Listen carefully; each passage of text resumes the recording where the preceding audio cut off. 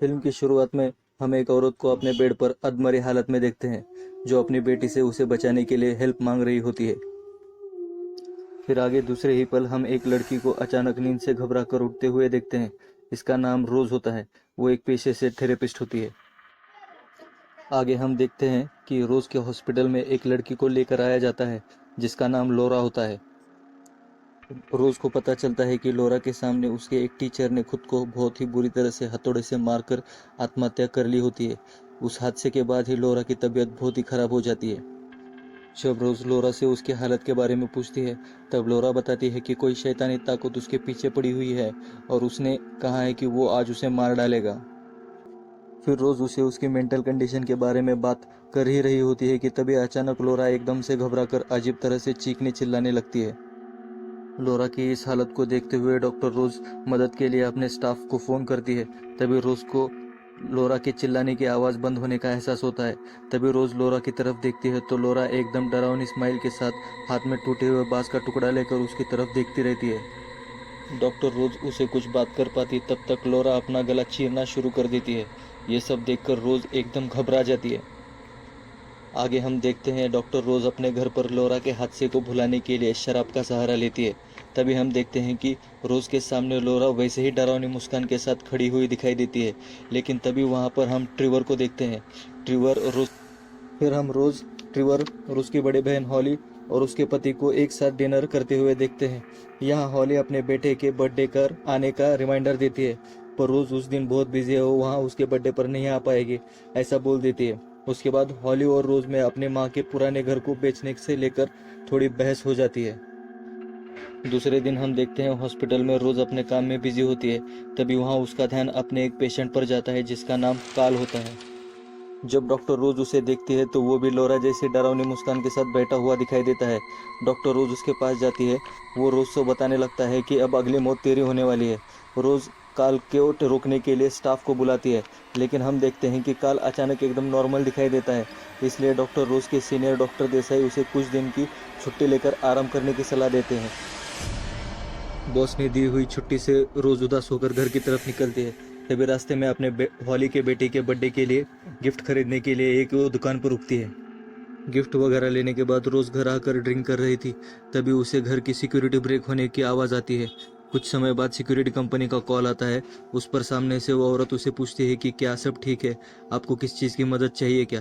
तब रोज कहती है कि वो सब ठीक है, उसे किसी चीज़ की मदद नहीं चाहिए। औरत रोज से पूछती है कि क्या वो घर में अकेली है, तो रोज कहती है कि हाँ, मैं घर में अकेली हूँ। फिर हम देखते हैं कि फ़ोन दोबारा बज रहा है। तब हमें पता चलता है कि एक्चुअल में कॉल आया ही नहीं था, कॉल अब आया है। इससे पहले जो कॉल आया था वो सब उसका रोज़ का हेलुसिनेशन था। फिर अगले दिन हम देखते हैं कि डॉक्टर रोज़ अपने एक डॉक्टर से उसी कंडीशन के बारे में कंसल्ट करने के लिए जाती है। तब वहाँ डॉक्टर उसे बोलती है कि आप सब ठीक है, उसको बस आराम की ज़रूरत है। अगले दिन हम देखते हैं रोज़ अपने बहन हॉली के घर पहुंचती है उसके बेटे के बर्थडे मनाने के लिए। सब लोग बर्थडे मनाने के बाद हॉली का बेटा उसके दिए गए गिफ्ट को ओपन करना शुरू कर देता है। सबसे पहले वो अपनी मासी यानी रोज़ का गिफ्ट ओपन करता है। तो वहाँ हम सब देखते हैं कि उसमें से उसने एक मरी हुई बिल्ली को बाहर निकाला हुआ होता है। वो बिल्ली किसी और की नहीं, वो अपने रोज़ की ही बिल्ली होती है। उस मरी हुई बिल्ली को देखने के बाद वहां पर सब लोग रोज की तरफ शक की नज़र से देखना शुरू कर देते हैं। लेकिन वहां एक लड़की रोज की तरफ वैसे ही लोरा जैसे डरावनी मुस्कान के साथ उसे देखते हुए नजर आती है। वहां उसे घबरा कर रोज गिरकर अपने आप को जख्मी कर लेती है। फिर घर आने पर हम देखते हैं कि रोज और ट्रिवर में उनकी बिल्ली की मौत को लेकर बहुत बड़ा झगड़ा हो जाता है। झगड़े के बाद ट्रिवर बाहर सोफे पे सो जाता है और रोज़ अपने कमरे में होती है। उस रात रोज़ को उसके माँ की आवाज़ आनी शुरू हो जाती है और रोज़ उसे नज़रअंदाज कर अकेले ही सो जाती है। अगले दिन हम देखते हैं रोज़ उसके साथ हो रही इन सब चीज़ों का पता लगाने के लिए अगले दिन रोज़ लोरा के टीचर के घर पहुंचती है, उसकी सब जानकारी निकालने के लिए उसके साथ आखिर क्या हुआ था, उस टीचर ने हथौड़े से खुद को मारकर सुसाइड क्यों कर लिया था और लोरा की उसको देखने के बाद ऐसी हालत क्यों हुई थी। इन सब बातों को जानने के लिए लोरा उस टीचर के घर पहुंचती है। उस टीचर की वाइफ ने उसे बताया था कि उन्हें एक डरावनी मुस्कान दिखाई देती थी। उसने उसके पति के साथ जो कुछ भी हो रहा था वो सब रोज को बता दिया था। वो रोज को एक रिपोर्टर समझ रही थी, इसके लिए उसने वो सब जानकारी रोज को दे दी। थोड़ी देर बाद उस औरत को एहसास होता है कि रोज वो एक रिपोर्टर नहीं है। उसके बाद वो उसे गुस्सा होकर अपने घर से निकाल देती है। उस घर से बाहर निकलने के बाद वहाँ से रोज सीधा अपने एक्स बॉयफ्रेंड जोएल के घर जाती है, जो एक पुलिस ऑफिसर होता है। उसकी मदद से वो सब केसेस के बारे में जानकारी लेती है, जिससे साबित कर सके कि वो पागल नहीं है। उसके साथ जो कुछ भी हो रहा है वो सब बहुत ही अजीब है। जोएल के पास से वो सब जानकारी लेकर वो सीधा अपने घर ट्रिवर के पास जाती है। वहाँ जाने पर उसे पता चलता है कि वहाँ ट्रिवर ने उसके डॉक्टर को घर पे बुला लिया है। उस डॉक्टर को देखकर रोज गुस्सा होकर वहाँ से बाहर निकल जाती है। वहाँ से वो सीधा अपने होली के घर जाती है और सब बातें बताने का प्रयास करती है, लेकिन होली उससे हर बात को नज़रअंदाज करके वहाँ से निकल जाने के लिए कहती है। फिर आगे हम देखते हैं रोज को जोएल कॉल करता है और बताता है कि लॉरा और उस टीचर के अलावा 20 और मामले ऐसे ही हुए हैं जिसमें लोगों ने सुसाइड कर लिया था, लेकिन उन 20 में से सिर्फ 19 लोगों की मौत हो गई है और उसमें से एक बच गया था। रोज के पूछने पर बताता है कि वो अभी इंसान जो बच गया था वो अभी जेल में है। फिर आगे अगले सीन में हमें पता चलता है कि जोएल अपने कॉन्टैक्ट का इस्तेमाल करके उस आदमी से मिलने का जुगाड़ कर लेता है। जेल पहुंचने पर उस आदमी से रोज पूछती है, उन सारे लोगों में से तुम अकेले कैसे बच गए? तो वो बताता है कि यह एक शाप है जिसे आगे पास करना होता है, मतलब हमें किसी के सामने खुद को मारना होता है, जिससे शाप आगे देखने वाले को पास हो जाता है। लेकिन उस शाप से बचने के लिए मैंने खुद सुसाइड के अलावा किसी और का मर्डर करके और उसका आई विटनेस रखने के बाद वो शाप उस देखने वाले को पास हो जाएगा। ऐसा सोचकर मैंने मेरे पड़ोसी का खून कर दिया और उस शाप से मैं मुक्त हो गया।